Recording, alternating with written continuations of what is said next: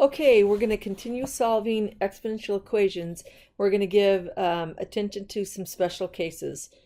So let's go ahead and dig in. So let's look at number 9. First of all, once you get used to solving special exponential equations, it gets pretty easy. Remember, the trick is getting the base numbers the same. So notice these numbers are all powers of 10. These numbers right here are all powers of 2.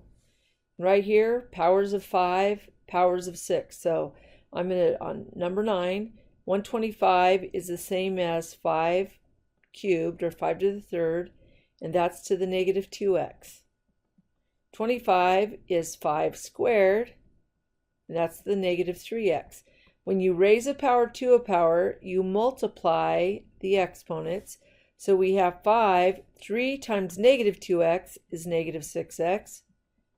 And then 2 times negative 3x is negative 6x.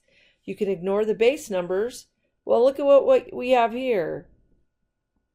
These two are exactly the same. So it doesn't matter what value we'd put in for x.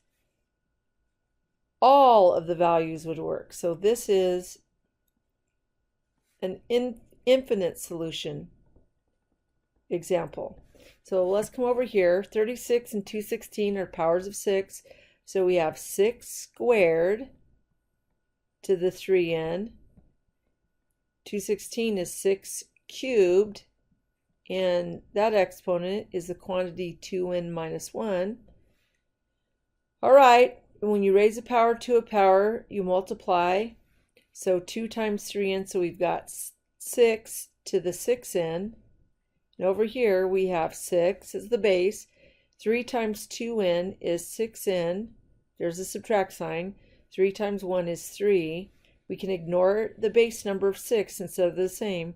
So we have 6n is equal to 6n minus 3. Notice these are the same variable on both sides, 6n and 6n. We can ignore them. If you didn't remember that, just subtract 6n from this side, which leaves negative 3.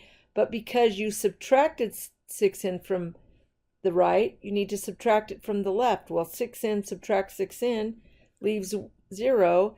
Does 0 equal negative 3? No. This is an example of a no solution. All right, we're going to do one more special case. This one might freak you out a little bit because you've got a fraction in the denominator. Well, no big deal. If we had 125x over, say, 6 is equal to 1, well, we want to get rid of the denominator. So we would multiply both sides by 6, right? Well, guess what? We can do the same thing.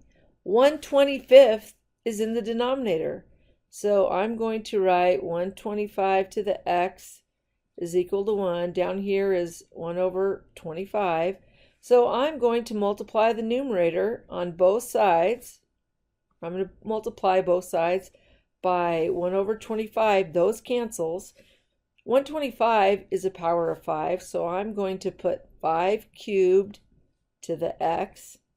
On the right side, 1 times 1/25 is 1/25, but remember, 25 is the same as 5 squared, but if it's in the denominator, we would write that like this. Well, to put it in the numerator, we would have to write it as 1 times 5 to the negative 2.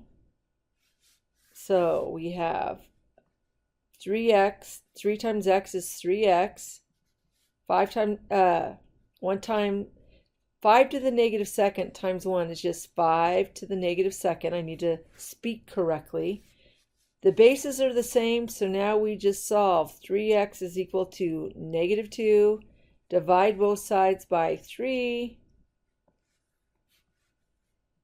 X is equal to negative 2/3.